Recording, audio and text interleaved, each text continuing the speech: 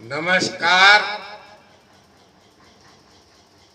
मेरी लिखी हुई किताब पैगंबर हजरत कुरान और बाइबल के हवाले से शेखुल अंबिया नजीउल्लाह हजरत नूह अलैहिस्सलाम की चर्चा चल रही है।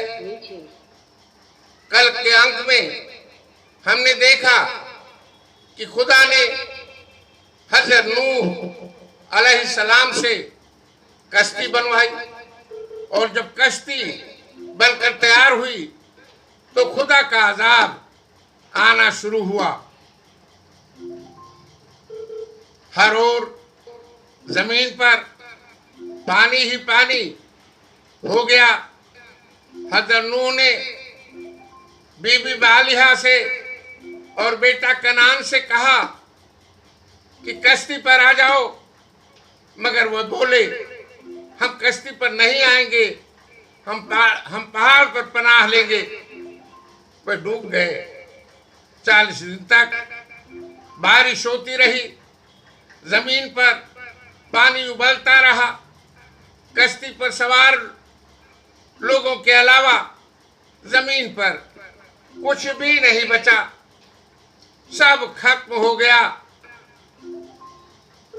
अब तूफान रुक गया था, पानी खिसक गया था, कश्ती पर सवार लोग बच गए थे।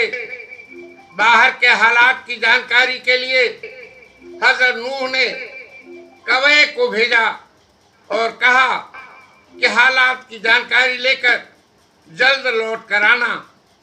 कौवा मुर्दार खाने के चक्कर में जल्द लौट कर नहीं आया। हजरत नूह ने उसके लिए बद्दुआ कर दी। कौवा हमेशा के लिए जलील और रुसवा होकर रह गया। कौवा आज भी मुर्दार खाने के चक्कर में रहता है और लोगों से रुसवा होता है, अपमानित होता है। मुर्दार खाना कौवा की मुकद्दर बन गई। फिर हजरत नूह ने कबूतर को हालात की जानकारी लेने के लिए भेजा। वो जैतून के पत्तों को नोच कर ले आया। इससे ये जानकारी मिली कि पानी पेड़ों के ऊपरी भाग से नीचे आ चुका है। बाहर के हालात की जानकारी के लिए अब कबूतर को ही भेजा जाता था। एक दिन कबूतर के पांव में कीचड़ लगा हुआ देखकर यकीन हो गया कि जमीन पानी से खाली हो चुकी है, अजाब का दौर खत्म हो चुका है। हजरत नूह ने कबूतर के हक में दुआ की कि वो सबके लिए प्यारा हो जाए। कबूतर आज भी सबके लिए प्यारा है। आखिरकार जूदा पहाड़ पर कश्ती आकर रुकी। सब उतरे और एक गांव आबाद कर दिया। ये पहाड़ मोसल शाम में है। एक दिन जिब्राइल और इसराइल ने हजरत नूह से पूछा, आपको एक लंबी उम्र मिली है, आपने इस दुनिया को कैसा पाया? हजरत नूह ने जवाब दिया, धुएं जैसा एक जगह से चलकर दूसरे जगह से निकल आया। हजरत नूह अब बीमार हुए। बीमारी की हालत में आप इस दुनिया से विदा हो गए। आपके बेटों ने बैतुल मुकद्दस में आपको दफन कर दिया। हजरत नूह ने अपना हाथ हजरत नूह ने एक कहावत है कि हजरत नूह को ने जब देखा कि कश्ती में बहुत गंदगी है, बदबू आ रही है, उसके वजह से बहुत तकलीफ हो रही है, तो हजरत नूह ने खुदा से दुआ की कि या खुदा इस मुसीबत को दूर कर। हुक्म हुआ खुदा का, अपना हाथ हाथी के पेट पर रखो। हजरत नूह ने अपना हाथ हाथी के पेट पर रखा तो सूअर का एक जोड़ा पैदा हुआ। इसने कश्ती के सारी गंदगी को साफ कर दी। इसलिए सूअर को गंदगी आज भी पसंद है। ये भी कहा जाता है कि कश्ती में चूहे बहुत हो गए थे, लोगों को बहुत परेशान कर रहे थे। अल्लाह के हुक्म से हजरत नूह ने शेर के सर पे हाथ रखा तो बिल्ली का जोड़ा पैदा हुआ।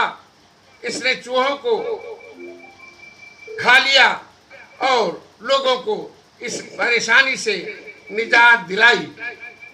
बिल्ली तभी से चूहों को मारकर खा जाती है। अब आगे कुरान पाक के हवाले से हजरत नूह के बारे में जो चर्चा आई है उसे पेश किया जाएगा। कुरान पाक को जब खंगाला गया तो देखा कि हजरत नूह की चर्चा सूरा अराफ, सूरा यूनुस, सूरा हूद, सूरा शुअरा, सूरा हदीद, सूरा नूह, इस तरह 6 सूरा में आपकी चर्चा आई है। सूरा अराफ में 5, सूरा यूनुस में 3, सूरा हूद में 25, सूरा शुअरा में 18, सूरा हदीद में 1 और सूरा नूह में 28, कुल 80 आयात में आपकी चर्चा आई है। आपके नाम से कुरान पाक में एक सूरा है जिसका नाम सूरा नूह है। इसमें 28 आयात हैं और सब के सब आपके ही सिलसिले में हैं।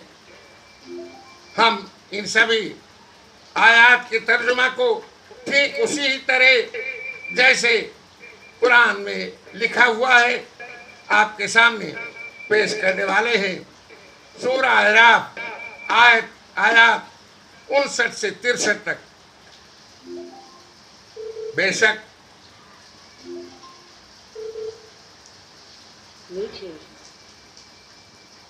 कुरान पाक में आया है कि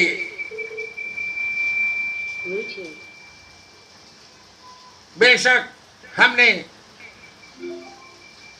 नूह को पैगंबर बना के भेजा और नूह ने कहा, ऐ मेरी कौम, अल्लाह को पूजो, उसके सिवा तुम्हारा कोई माबूद नहीं। बेशक मुझे तुम पर अल्लाह के अजाब का डर है। उसकी कौम के सरदार बोले, बेशक हम तुम्हें खुली गुमराही में देखते हैं। आपने कहा, ऐ मेरी कौम, मुझ में गुमराही कुछ नहीं, मैं तो रब्बुल आलमीन का रसूल हूँ। तुम्हें अपने रब की रिसालत के पहुँचाने आया हूँ और तुम्हारा भला चाहता हूँ और मैं अल्लाह की तरफ से वह इल्म रखता हूँ जो तुम नहीं रखते। और क्या तुम्हें इसका अचंभा है कि तुम्हारे पास तुम्हारे रब की तरफ से एक नसीहत आई है कि तुम में से एक मर्द मार्फत कि वो तुम्हें डराए, तुम डरो और कहीं तुम पर रहो। तो उन्होंने उसे तो तुम सब ने उसे झुठला दिया और खुदा ने फरमाया, हमने उसे जो ईमान ले आए थे, जो कश्ती में थे, उनको निजात दिलाई और जिन्होंने हमारी आयतों को झुठलाया उनको मैंने डुबो दिया। बेशक वो अंधा गिरोह था, वो अंधा गिरोह था। आज के अंक में बस इतना ही। आगे का किस्सा अगले अंक में पेश किया जाएगा। शुक्रिया। जय हिंद।